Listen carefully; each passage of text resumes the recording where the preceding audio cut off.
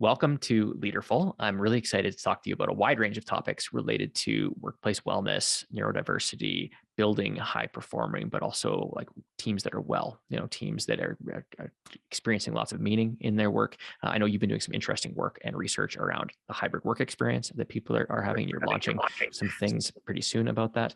We're going to dig into it. So welcome. That's a long way of saying welcome to the show. Awesome. Thank you so much. My pleasure to be here and yeah, to engage with someone else that's, very passionate about trying to make the workplace better and then really have that be the driver that makes everything else kind of follow through. Yeah. So why don't before we jump into what you're doing right now, I'd love to get a taste of what the journey's been like for you to get to where you are now. Like what are some of those the highlight reel, if you will, of your life experience, the work you've been doing and engaged in to center this in your work to get to a place of like, this is the most important thing that I could be working on. Tell us about your journey. Yeah. So I guess kind of formally the journey starts when I was in college. And prior to that, I had some experience with mental health myself when I had seen, the repercussions of this within, family, friends, colleagues, that sort of thing. So it had always been an issue that was on my radar and something that I wanted to tackle, but I didn't really know how. But then when I was in college, I realized that through studying neuroscience, that there's actually a lot of opportunity to really try to tackle that particular problem. So I kind of had this transition point from going from an engineering approach to being more of a science approach, but on the neuroscience side. And really things have started to fall into place since then. So once I decided to dedicate myself to understanding how the brain works, and by extension, how can we influence and manipulate in order to benefit people's wellness, I really started to find my niche when it came to technology-based psychological assessment. That's a bit of a mouthful, but more or less I realized that all the ways that we use to understand people's psychological well-being and their mental health are very subjective in nature and they're very biased. I'll share one quick story kind of related to that. When I was in college, I had a friend who was struggling with depression. This is what we believed at the time, but it turns out she actually had a thyroid cancer. And one of the side effects of hypothyroidism is that sometimes you show symptoms of depression. And for me, I found this incredibly frustrating because here she was being treated for completely the wrong medical condition because there wasn't ways to try to rule out that bias and, to do the due diligence, to, look into other potential medical causes. And so from there, I really wanted to pursue a PhD in clinical psychology with a particular focus on neuropsychology, because that's much more about like cognitive testing and integrating like a medical history and all those other sorts of things to paint a really characterized picture of how someone's doing. And then as I was getting training for this, I really fell in love with the report writing side of it. So once you, collected all this data, you did the interview with the person, you would do the cognitive testing, collect some questionnaires, get all their medical reports. At the end, there'd always be a list of recommendations or feedback for people that they could try to implement. And that was honestly for me like the most fun part. It's like, okay, now we have this complete picture. How do we make your life better? How do we get this data to serve you in whatever capacity that might have meant for the potential clients? Unfortunately, it turns out I'm not the best therapist. So I wasn't very good at actually putting that feedback into action. But that experience of doing those assessments really influenced the way that I wanted to do my science moving forward, and then eventually led towards my journey in entrepreneurship. Can I hit the pause button and inquire about how did you make that determination? How did you realize that the actual psychology, the practice of therapy wasn't a skill set? Was that something that you were experiencing? Was that feedback from clients? How did you kind of come to that realization that actually that I'm going to veer off in this direction instead? All of the above. All of the above. Okay. Yeah, so this is actually an experience of burnout that I had myself. So when I went into the clinical psychology program, I did have some apprehensions about my efficacy as a clinician. I knew from the very beginning that like I want to be more on the assessment and science side of things, but doing the therapy is part and parcel with that training experience. And more or less, I didn't handle the stress from that particularly well. At that point, I didn't have a lot of really good support and structural systems set up. And my supervisor, my program, were really supportive of me through that journey and tried to give me whatever I could to improve that scenario. But basically, my client wasn't really getting better. There was other things that were popping up, and it was really weighing heavily on me. So then when the option to switch into a primarily research track was presented, to me, it felt like this saving grace. I got a second chance to still do the research that I wanted, and still be informed from my clinical experiences, but without the added stress of trying to manage someone else's behavior. Difficult job, trying to get people to do things that they don't want to do for their own self-betterment. And I realized that that's not a skill set that I'm particularly well versed in, but I still like the data side of it. So I wanted to find how could I help out, just from a different lens. Okay, so you pursue the neuroscience meets research kind of track around wellness, and particularly mental wellness. And where does that lead? Like, what is that trajectory? I want to get us to present day eventually, but between that point and now, what happened? You mentioned a shift into entrepreneurship earlier. What prompted that, and how's that journey been? And yeah. Yeah. So when I originally went off to do my PhD, I was really interested in brainwave technology. I thought, brainwave recordings was this nice, relatively objective window into, like, how people are, thinking and feeling, that sort of thing, and that it could really complement and strengthen a lot of psychological assessment approaches. And in learning about doing the analysis for that, I actually fell in love with a statistical approach that comes from nonlinear dynamical systems theories, which is a fancy way of saying like measuring really complex things like mental health. And I realized that that approach actually lends itself really well to data that could be collected from smartphones. That's kind of where like the shift towards like entrepreneurship started to click in. So originally I started coming up with this idea for an app that could be used for monitoring people on a more ongoing basis. So the idea is, instead of taking a snapshot of people like you typically would do in a psychological assessment, instead you do little mini snapshots like over a period of time, say a week or two. And then when you put those all together, now you get a movie or a video about what people are experiencing, as opposed to an individual photograph. And then the statistics I was learning really helped make sense of that video in a way that could be actually more beneficial. So this was still during the course of my PhD. So I tried to learn how to do web development, learned that that's actually really difficult to learn while you're also trying to learn how to be a professional scientist. So I kind of put that on the back burner. But then when the COVID-19 pandemic began, more or less all my research responsibilities kind of disappeared overnight. I was working with older adults for obvious reasons. We weren't continuing that research. The rest of the world kind of shut down. So with this abundance of time that I had on my hands now, I recently met my business partner, and we decided we wanted to try to take this app idea and actually make it something. And then the other kind of missing piece that I hadn't talked about so far is when I was doing these assessments with people, oftentimes we would have to warn them like, hey, this is going to be incredibly tedious and boring. You're not going to like it, but it's going to give us really valuable data for creating that feedback. So when we were having the really early discussions about this app, it was really clear we wanted to have a gamification element to it, because at the end of the day, you want people, engaged with their healing journey.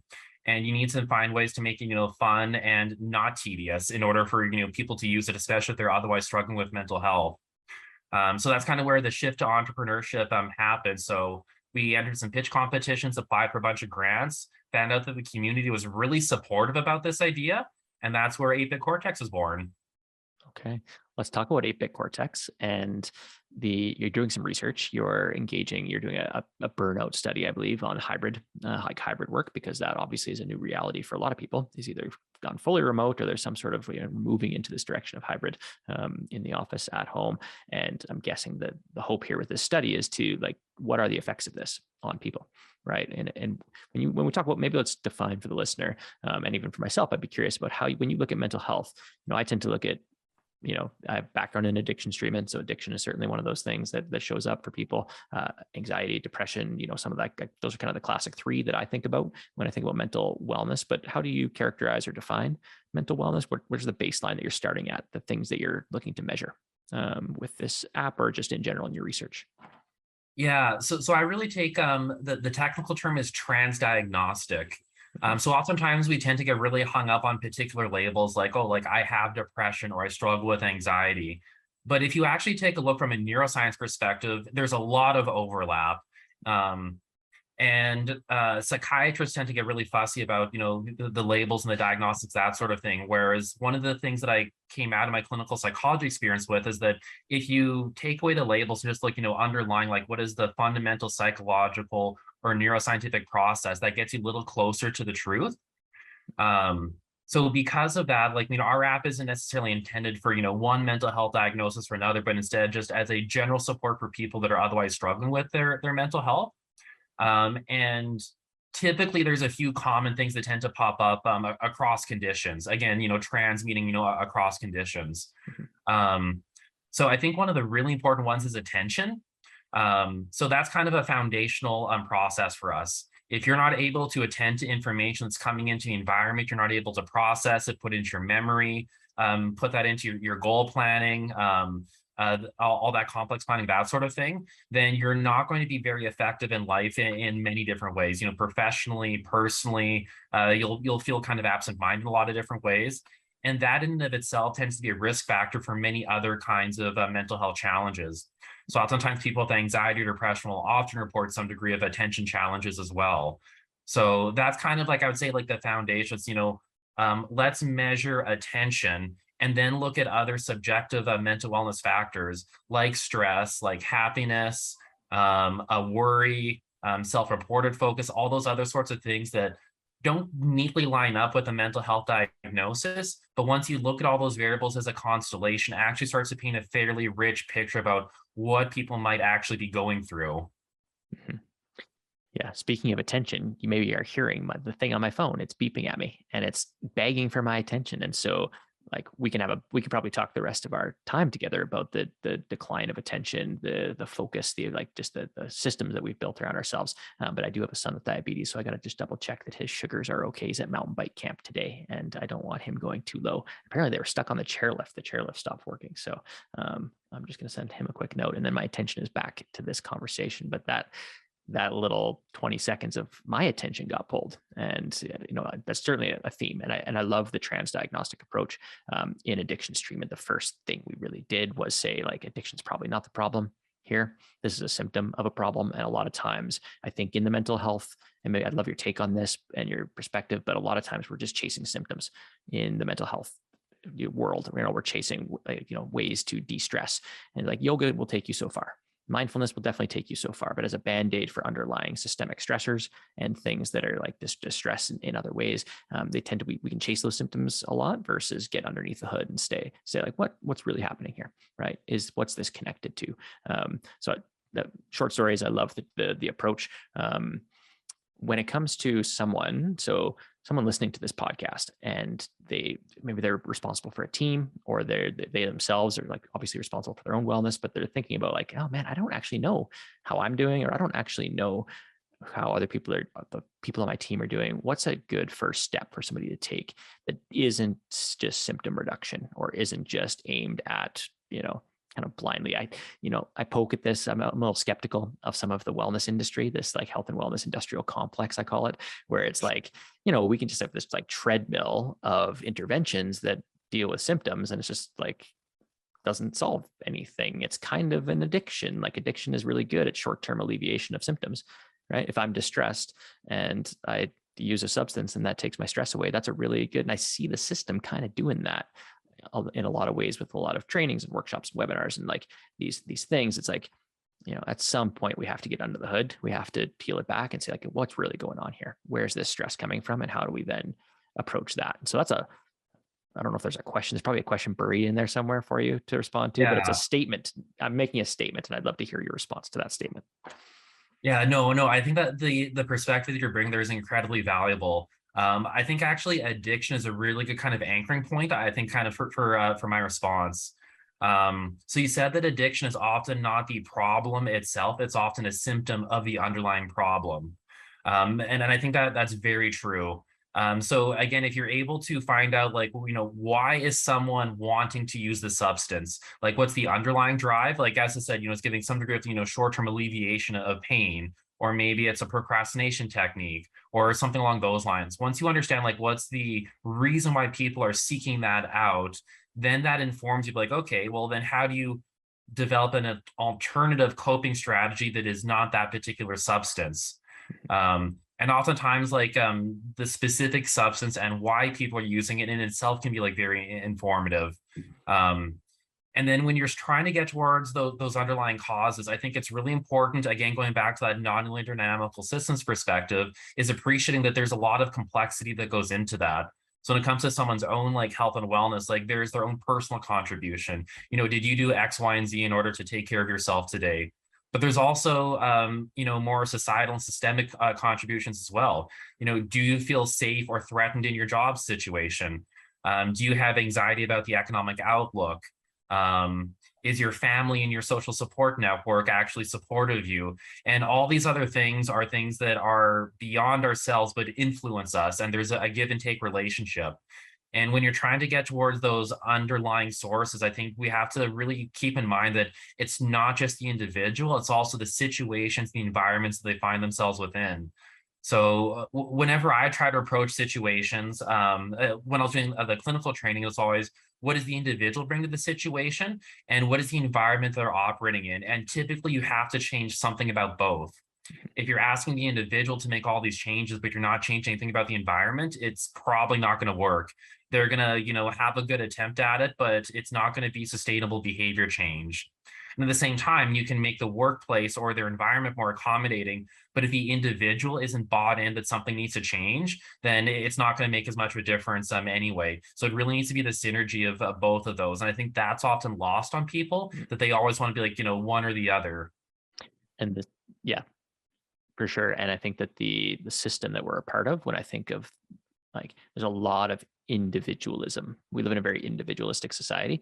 And so there is a tendency, I think, for the system to frame mental wellness as an individual problem. Like, Ty, you go work on your X, and Jeff, you go work on your Y. Not recognizing that there's such a mutuality between how I experience life and you experience it with the people in our life and the systems and structures that we're part of. And so I think, and it shows in a lot of self-help literature. I call it literature, but it's the latest self-help guru who says just take responsibility and pick yourself up by your bootstraps. Some version of grit and personal resiliency is sorely lacking in the nuanced conversation of like, yes, that, and how you function in the world and how the world functions to you and the level of power. Like we end up talking about power here a lot at the Ally Co, and understanding power dynamics, because I have a certain amount of personal power for sure.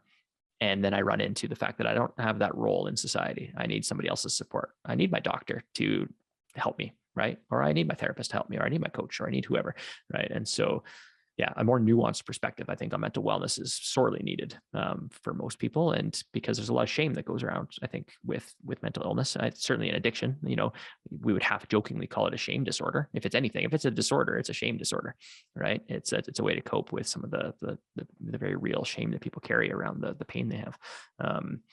Not to go off on a tangent on any one particular avenue with mental wellness, but a lot of my reflections are usually through the lens of addiction. So,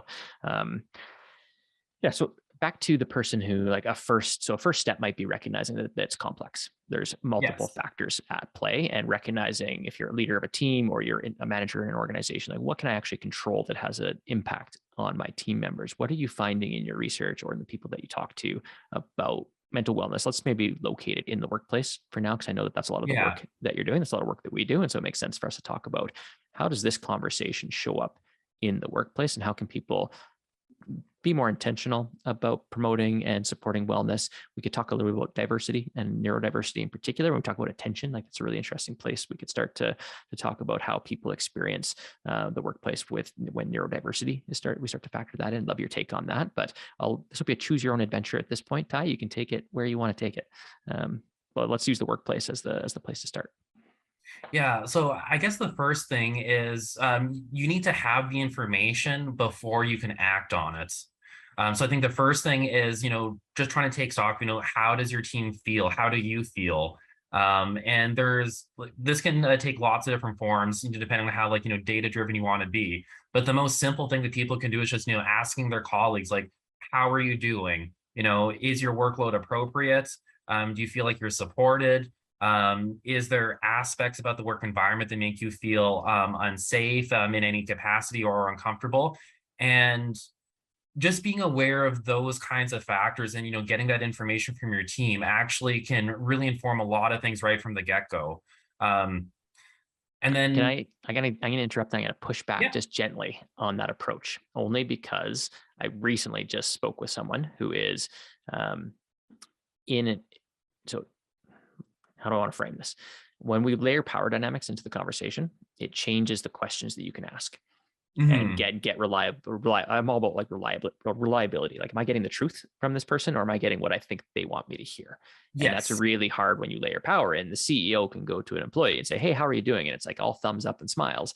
When their colleague leans over and says, "How you really doing?" It's, "Oh, this is terrible, and I'm suffering." yeah. Right. So who is asking the questions is important. And I mean, as a third party who often comes in to have these conversations, that's part of the role that we take, is to try and neutralize some of those power dynamics that can mess with that question. Because sometimes when we ask that question of "how you doing," we get the thumbs up when it's not true. And just a caution, I'd love your take on that, because that also, sometimes people don't ask the question, and not asking the question, that's an act of power too. And so I think it's a nuanced conversation, but I do think that conversation has to be started, I think. But maybe the take home for me here, as I wrestle through my own thinking on this, is that the people need to be intentional. So if you are the HR manager, if you are the CEO, recognizing that I might not actually get very good answers to this question, so maybe I should get Jeff and his team to come in and do it. Maybe I should get Ty to come in and bring his app in, and to get some data from the system, so that we get the themes, or we get closer to the truth of what people are experiencing, as opposed to, I just see lots of like very different responses depending on who's asking the question. That's the take home. I'm going to pause it there, because I totally interrupted you to go on a tangent about power, inappropriate use of power. I'm leveraging my power as the host, and I'm going to give it back to you. No, no, actually, I think your tangent was actually a really good direction to take, because like, I mean, I was saying like that's the first step that kind of needs to be taken, but the strategy and how you implement that step, there's a lot of nuance that goes into it, as you just articulated. So as a scientist, I always try to approach this from like, how can we start trying to reduce bias? And there's lots of different ways you can start going about trying to do that. So it sounds like from a lot of the work that you do, you're much more about how can we have a third party potentially come in and, have those difficult conversations, in a mediated capacity, in order to, as you said, neutralize some of those power dynamics and get more genuine responses. So I think like there's a lot of value in that. Oftentimes a third party is able to see things that, people that are in the heat of the moment might not be able to. And oftentimes you can elicit responses out of people that you might not otherwise get. If you ask a question versus the CEO asks a question, you will probably get a much more genuine answer.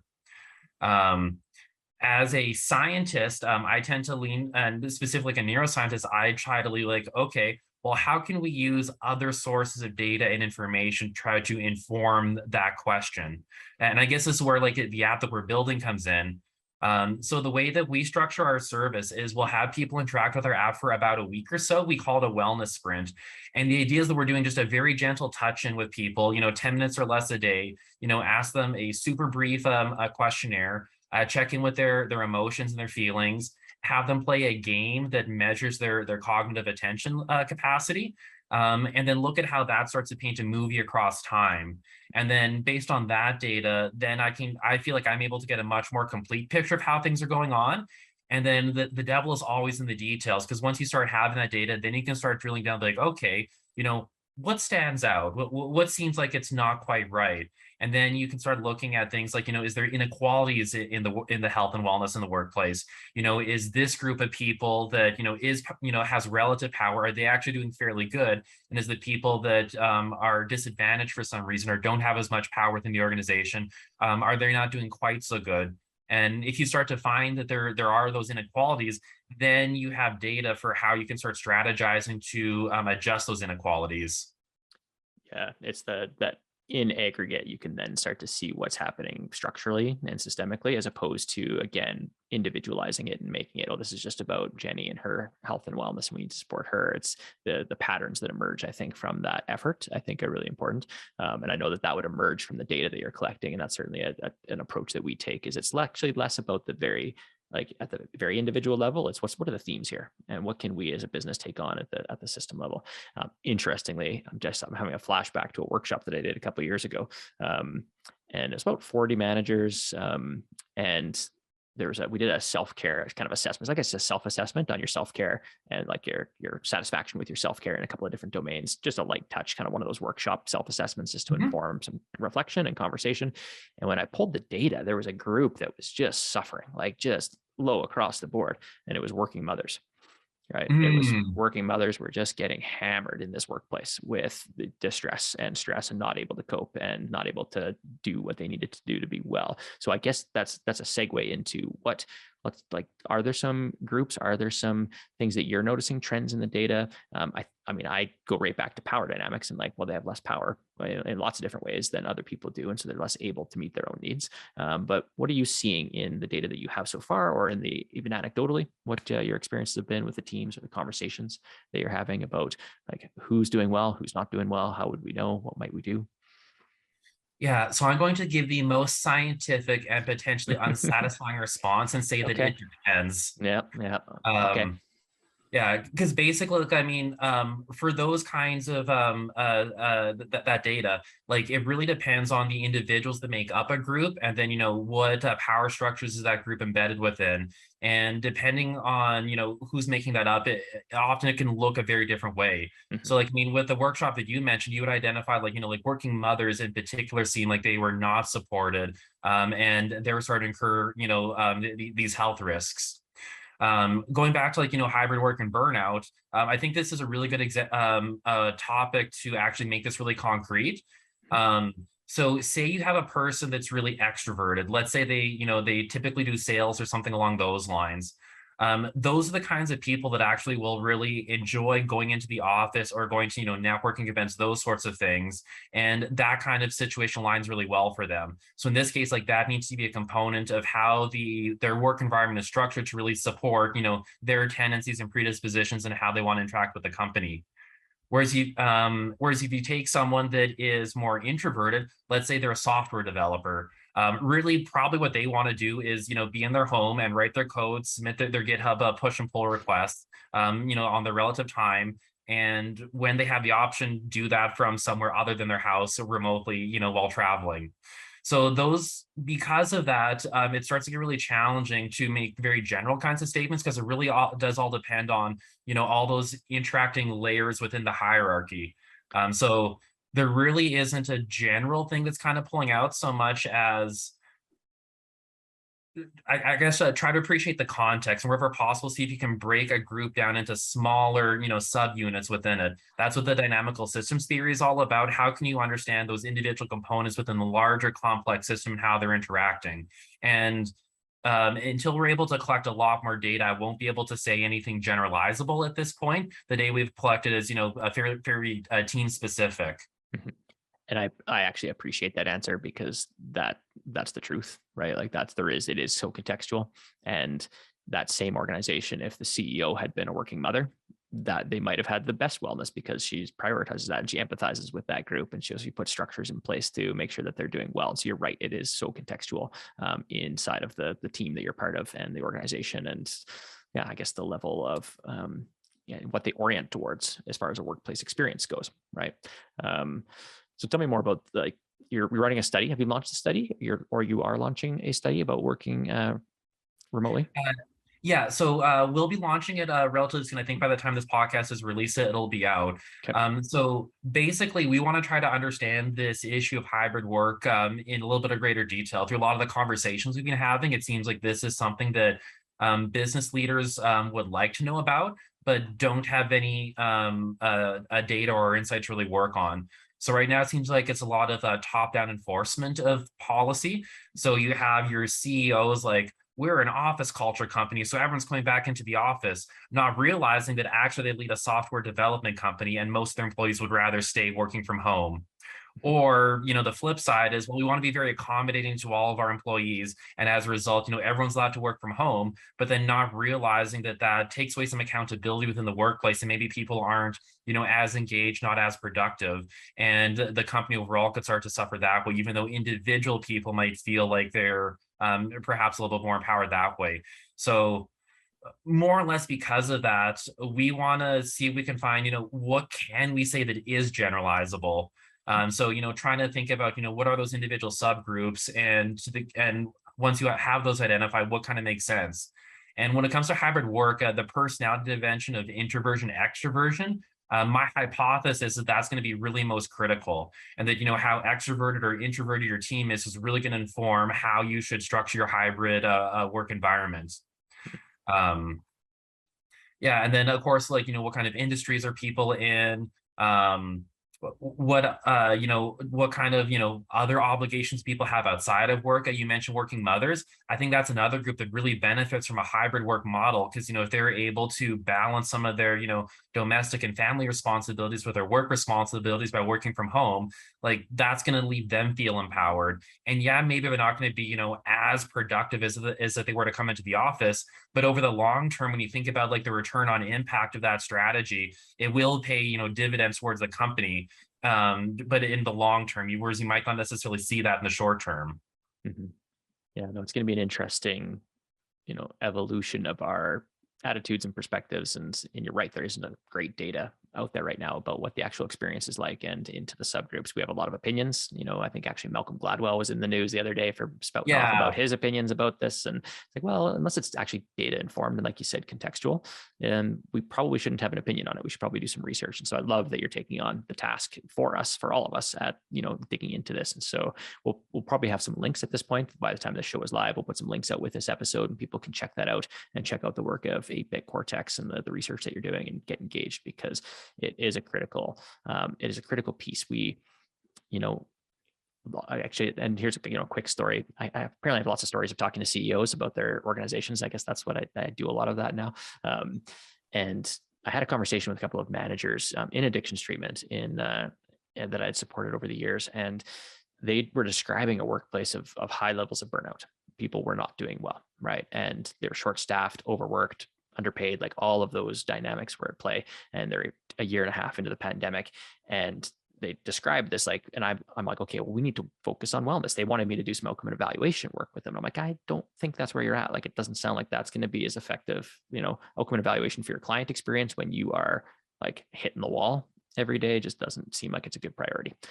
So I talked to the CEO, and she's like, oh, Jeff, I put so much money into health and wellness, so much money over the past years. It's been a top priority. So she was super frustrated to hear that it was still a problem in the organization. But it turned out that where the money was being spent wasn't aligned with what was meaningful to the people. So we're taking action, right? But it's just not very nuanced, or it's not targeted action. It's like, oh, I have this assumption about what's going to be important, so I'm going to make that the priority. And we do that in the absence of data. We make assumptions. We center what we would find meaningful, right, as the leader, and then we take action on that. And we see a lot of that right now. That CEO who says we're an office first culture, it's probably he's an office first culture because he's a ex-sales guy who's an extrovert and wants people around to talk to, right? Like that ends up being what that conversation really is if we dig into it. So long way of saying, we don't often know what is true for other people, and we need to be curious, and we need to discover what that is. And I love that you're taking a systematic, data-driven approach to that. We do that at the culture survey level,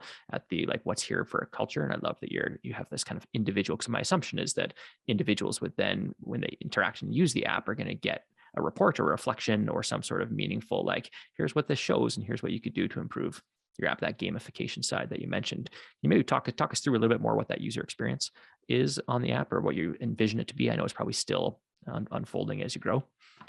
Yeah. So I'll use this in the context of the hybrid work burnout study, since that's what I imagine a lot of your audience would potentially engage us with. So basically, it would be 7 days of interacting with our app.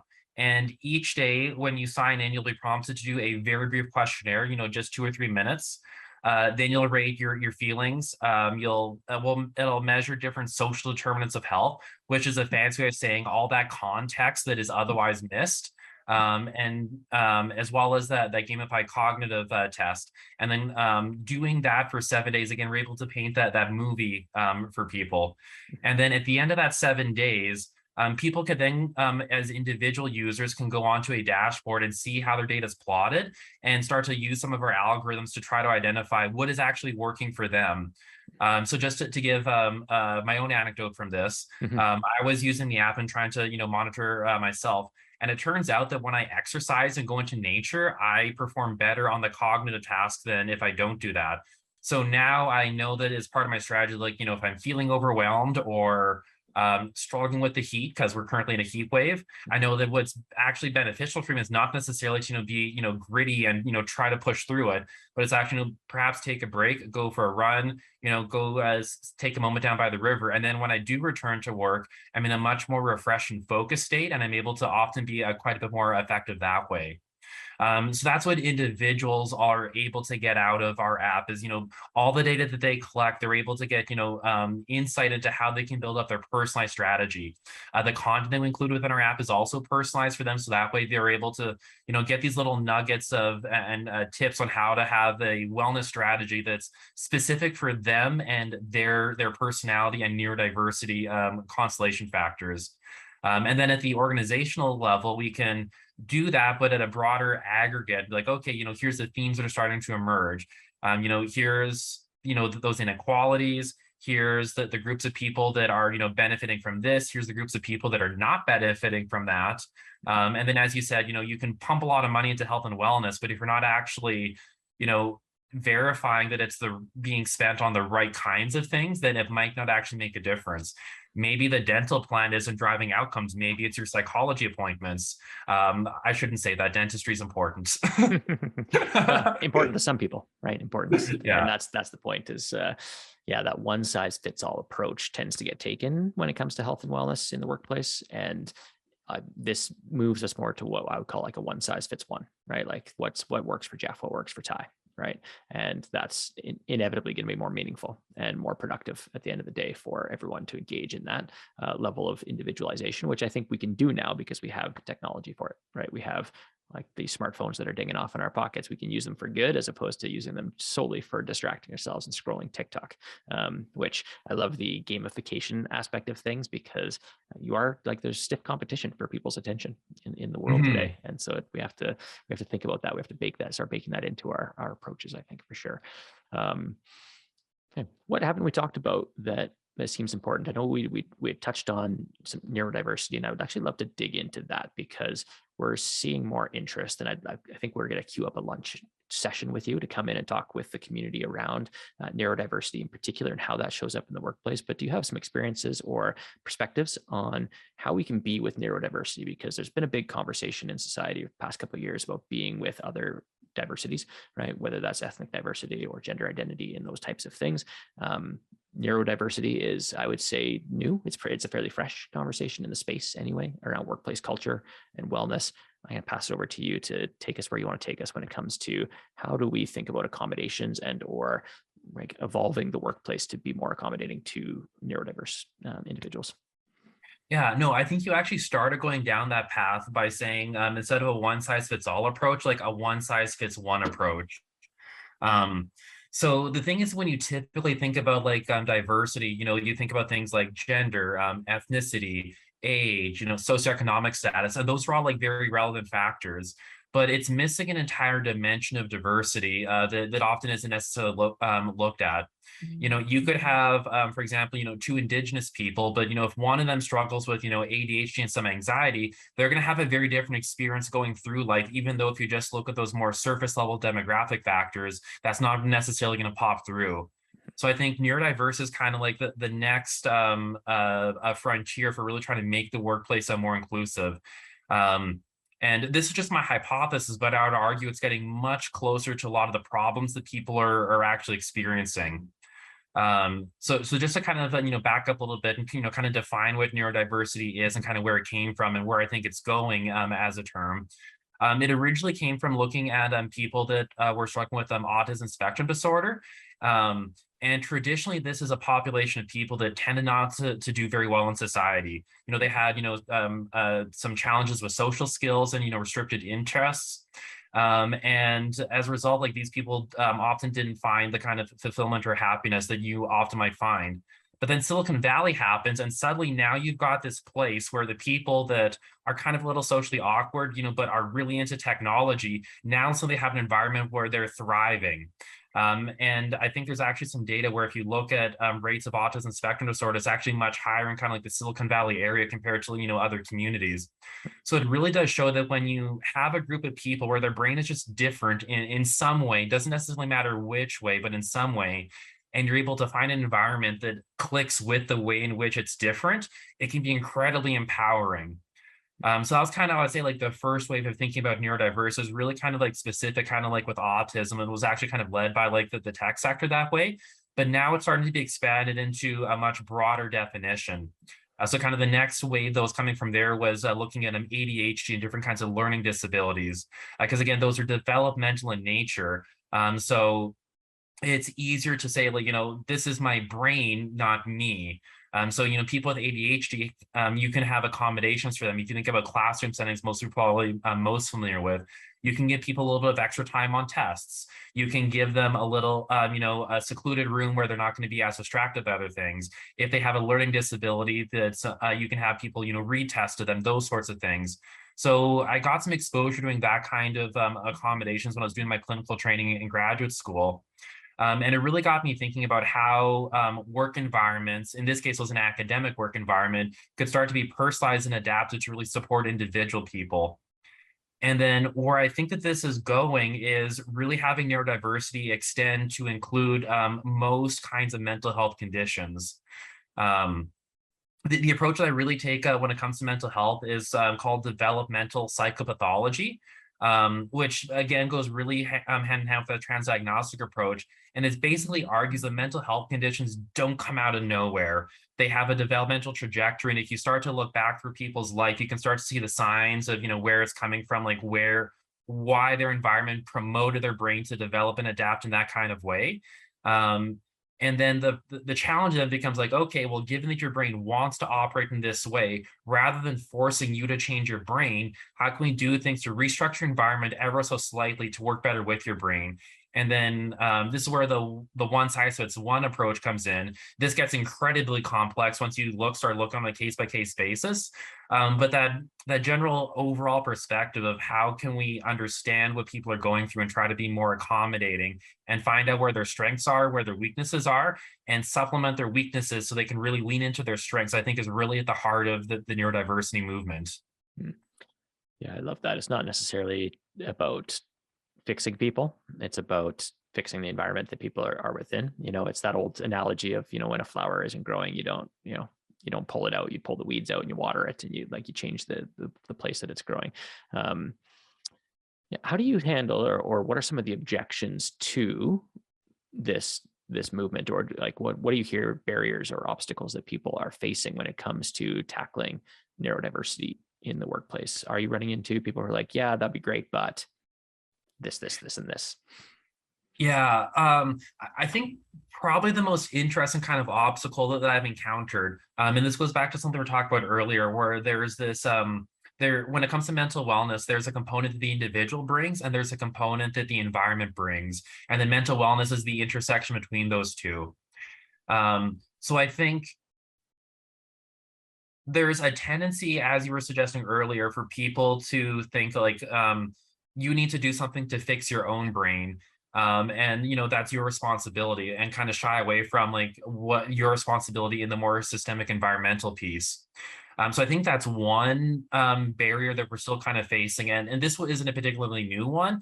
This is the stigma that's come around mental health for a long time. The more recent kind of challenge that I think has been popping up is people want to be supportive, and they want to, find ways to make the workplace more accommodating and empower people, but they're reluctant to have that responsibility piece as well. It's almost like they feel like by being accommodating in the workplace, they don't need to require people to be as accountable or responsible. Whereas if you look at the clinical psychology literature, actually both of those coming together is where the magic happens. Again, you change the environment, in order to work better with people's brains. And then those people are, bought in, and they're trying to make a difference. And that's where things really start to happen. Whereas I feel like right now there's a tension where people are thinking that mental wellness is either an individual responsibility or society needs to change. But there's less of a nuanced conversation about how do we make both of those come together at the same time, because they feel like they're at odds, but I really don't think they are. I think that it's entirely possible to hold people to account, empower them to, make their own changes, while simultaneously, finding ways to restructure the environment to make their efforts go farther. Mm-hmm.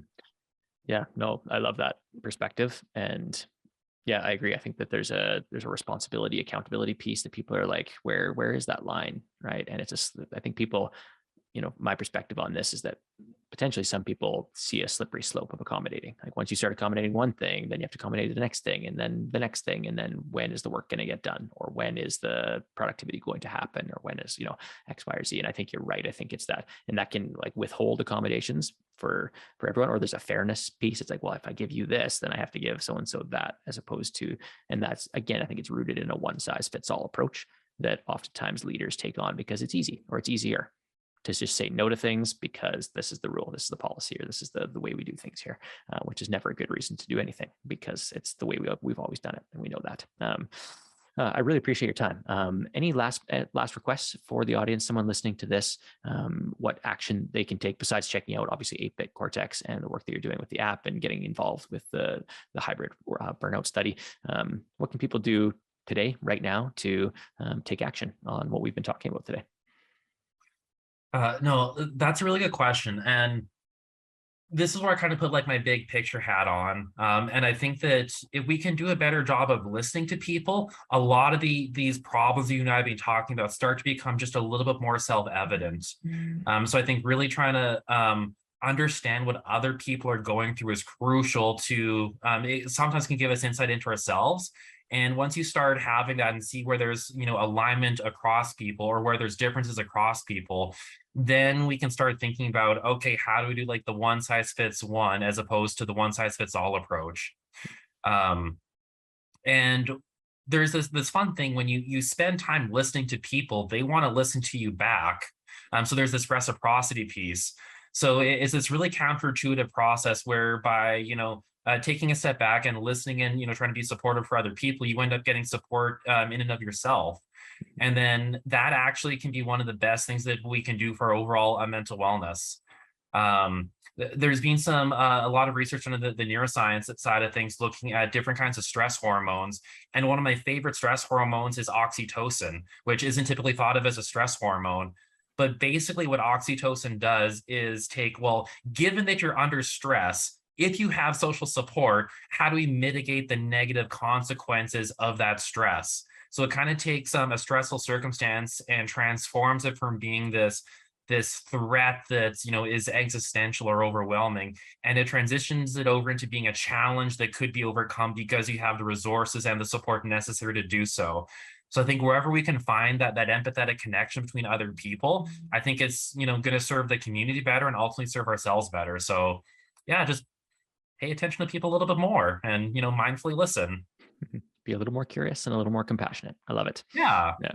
Thank you, Ty. Appreciate your time. Great chat. And we are going to get you into a learning and action session. So if you're listening to this soon after it comes out, you should jump on the website and check out a lunchtime session where we're going to open up Q&A. We'll talk about this with the audience and a community of folks who are really interested in this work that you're doing. So I appreciate you and appreciate what you're bringing to the world. So thank you for joining me. All right. And thank you so much for having me. It's been my pleasure. This was a lovely discussion. Awesome. And we'll just give it a little bit of space, and awesome. Thank you. That was great.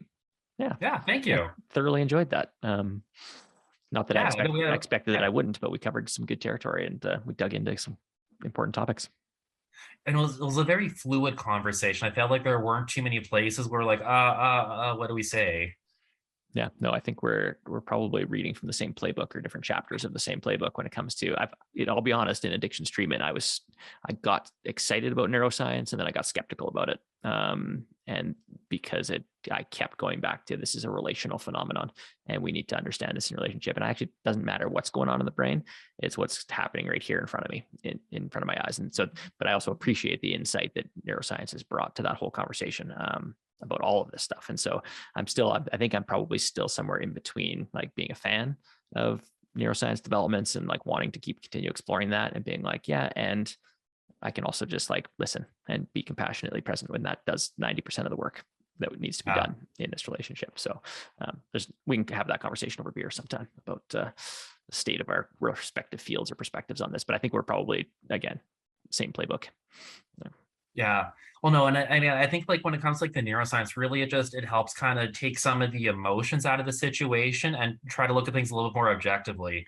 And at least whenever I've been reading like the addictions literature from more of like a neuroscience perspective, it really does suggest like, the people that are struggling with addictions often have a lot of trauma, and, they're bringing that baggage to, their present life. And, the work that you're doing and, that addictions council doing to help people unpack that baggage, so that way they don't have to carry it around, is probably very foundational to actually treating the addiction itself. Yeah, I realized a couple years in, I forget, it must have been around 2010, 2011. And a lot of that trauma research had really, like, it had had a decade or whatever since the ACEs study out of California had started to infiltrate, like get into conferences and then get into workshops and then like make its way into the system. We're still seeing it in various systems. Actually, we should talk about trauma informed in the workplace, because I'm super skeptical of it, because I'm skeptical of trauma informed, and like I've seen it tried to be applied into education and healthcare poorly, right? Like there's been so much trauma informed practice training in education. I walk into a classroom to a teacher yelling at kids and I'm like, what the fuck? Like, you just took a trauma informed practice workshop and this is what I'm watching. Like, this is not where there's not something clicking here. Anyway, that's another trauma informed is another aside. But I don't like, leaders already have too much power. I don't want them touching people's trauma or thinking about like that they can do trauma informed. I think I approach it from the like power, like you have power and that's what creates trauma, is power misused. So let's talk about your power and let's talk about using it well, but let's not necessarily open up a conversation about trauma in the workplace, because that I can see that being more traumatizing for a lot of people, especially on the down power side of that, to have to like somehow have that conversation. I don't know. Anyway, but I'm seeing, I'm watching it. I'm seeing on LinkedIn in particular, I'll see like a trauma informed leadership that somebody's trying to sell. And I was like, ooh, I don't know if we're there yet as a society. I don't know if we've got trauma totally figured out, and the neuroscience and the like. I think there's some foundational pieces before we get to unpacking trauma. No, that's actually really interesting, because I had not heard that before, because I've seen like the same kinds of like advertisements and like that sort of thing for like, like trauma form, like this or that. And I just always assumed like, oh, someone, must be doing the work, but I guess I hadn't actually seen in action how those trainings were not being carried through into practice. No, I think there actually might be something similar there with like the critical race theory trainings that were happening in the States, where from my understanding, basically is teaching people that were white to feel guilty about their whiteness in the hope that that would make them be more empathetic to Black people. When it's like, actually, but if the whole point of this is to feel guilty, you're probably doing more harm than you are good. And instead, perhaps just understand and be more empathetic towards, people of, different ethnicities. And from there, you can find the more mutually beneficial solution. But yeah, it's interesting. Again, it's probably symptom chasing. Like the system likes to just like throw stuff at symptoms as opposed to dig into the root causes. And when I left in addiction treatment and I watched the time, do you have to go? If you have to, good for another couple minutes. Okay, well, I'll take 2 minutes and then we'll reconvene over coffee, tea, or beer sometime. Yeah. The education system is a traumatic place to be for a lot of kids, because of the nature of the system, the fact that you're being graded and ranked and put against your peers and hyper individualized, and like success means X, right? Very like one size fits all, right? Super easy to traumatize people in that. I think all of us probably have some traumatic history with our school experience. At some point, there was a teacher or there was a bully or there was somebody, and that system is not designed to be trauma informed, because at the structural level, it's not trauma informed. And so to go to a bunch of educators and say, be trauma informed in your classroom, and they're like, yeah, that's great, but I don't have the resources to be trauma informed. I don't have I need things that the system doesn't provide me. Anyway, it's a long story short. It's like, yes, be trauma informed, but be willing to alter the system to stop traumatizing people simultaneously. And I don't see that happening. I don't think CEOs are going to be like, oh yeah, I shouldn't overwork my people, right? Or I shouldn't force them back into the office. You're going to force them back into the office to take a trauma informed training. It's like, that doesn't compute for me. Anyway. No. I guess I kind of would appreciate it's like, the intention is there, but it's not actually following through into, well, if you're genuinely trauma informed, you're understanding that there's systemic contributions to the trauma, and we need to change the systemic contributions to actually inform how we're doing it. Yep. Yeah. Moving past awareness into action is probably the fundamental thing there that most things end up. But again, I've taken more time than we had booked. I appreciate the work you're doing. I look forward to digging in again. I'll keep you posted on where this episode gets to, I'll try and get it edited and over to you to have a listen. Or, if you reflect on anything that we talked about today and you want to make adjustments, then by all means, just let me know. And then, let's try and line up a lunch and learn if you're still interested in that for September. Sounds good. Awesome. All right. Well, thank you so much. I'll look forward to checking out the recording, and have a good rest of the day. Yeah, you too. Thanks, Ty. Okay. Okay, bye.